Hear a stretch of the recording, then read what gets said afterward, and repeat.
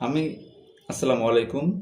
আমরা এই শীতের মধ্যে এমনটাই বিপদগ্রস্ত হয়ে আছি যা ধারণার বাহিরে। এমন বিপদ কখনো পড়ে নেই।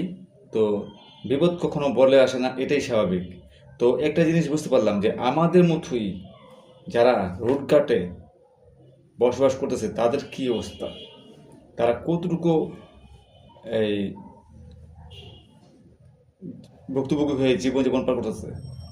তো আমি চাবো আপনাদের কাছে আপনারা তাদের জন্য এবং আমার জন্য দোয়া করেন, যেন আমাদের মতো মানুষ এবং যারা রোডঘাটে আমাদের মতো পরিস্থিতি থেকে বেশি ভয়ঙ্কর আছে তাদের জন্য দোয়া করবেন বেশি বেশি করে, যেন আল্লাহ তাআলা তাদেরকে আসান করে। এই মেয়েকে আমি একটি সোয়েটার জ্যাকেট দিতে পারিনি, তাই আমি আমার মোটো মোটো কাপড় আছিল সেগুলি পরায় রাখছি, যেহেতু ঠান্ডাটা অনেক বাড়ছে। মাথায় যে একটি টুপি কিনে দেবো সেই ক্ষমতাও নেই, তাই তার কাপড় দিয়ে আমি একটি ফ্রক দিয়ে মাথার টুপি বিনের মতো বাঁধিয়ে দিছি। তাছাড়া হাতে পায়ে মোজা নেই, এই জন্য হাত গেঁথে রাখছি যেন ঠান্ডা না ঢুকতে পারে। কী পরিস্থিতির মধ্যে আছে এই মেয়েটাকে নিয়ে। ঘুমাই আবার ফ্লোরের মধ্যে একটা মাত্র বেটিন, সেটাও পাতলা, আর একটি চাদর, এই দিয়ে আমাদের জীবন করতেছে। তো আমি বিপদে পড়ছি এই জন্যই যে আমার মেয়েটাকে দেখার মতো কেউ নেই। আমি বিগত 3 মাস যেমন যাবৎ বেকার। আমার মেয়েটার মা ধরতে গেলে মারাই গেছে, এই মারা যাওয়ার মতোই সে অচল, ঠিক আছে, মানে অসুস্থ হয়ে পড়ছে।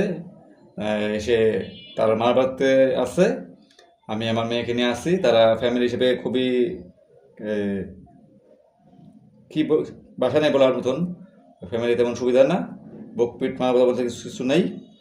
আমিও যাই না গিলির কাছে, যাই গিলির মা বাবা নাই। 12 বছর পিছনে ছিলাম গিলির, কিন্তু গিলির খুবই বেয়াদব পরিবার। এই হারাম শোয়ার খেয়ে জীবন করছে, তো যেমন জুয়ার টাকা, এই ব্যবসা, জুয়ার ব্যবসা, এগুলি আর কি বুকপি থাকবে ওই পর্যন্ত।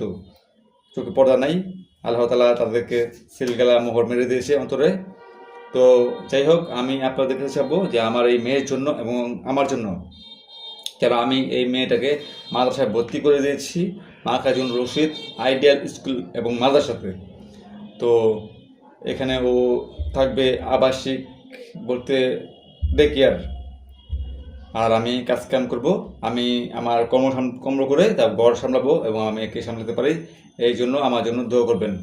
তো আমি বিগত 1 বছর যাবৎ আমি মেয়েকে নিয়ে এভাবেই দিনকাল পার করতেছি। এই জন্য আমি বেকার হয়ে গেছি। তো এই জন্য আমি বিপদে পড়ে গেছি। সামনে আমার কি পরিস্থিতি হয় জানি না, তাই আমি আপনাদের কাছে আকুল আবেদন করতেছি আমার জন্য বেশি বেশি করে দোয়া করবেন এবং এই ভিডিওটা ফলো করবেন, লাইক শেয়ার করে দিবেন, যেন আমাকে জন্য সবাই দোয়া করতে পারে, আমি আমার মেয়েকে নিয়ে সুন্দরভাবে জীবনযাপন করতে পারি। আসসালামু আলাইকুম, ভালো থাকেন, সুস্থ থাকেন। আলহামদুলিল্লাহ রাব্বিল আলামিন। সব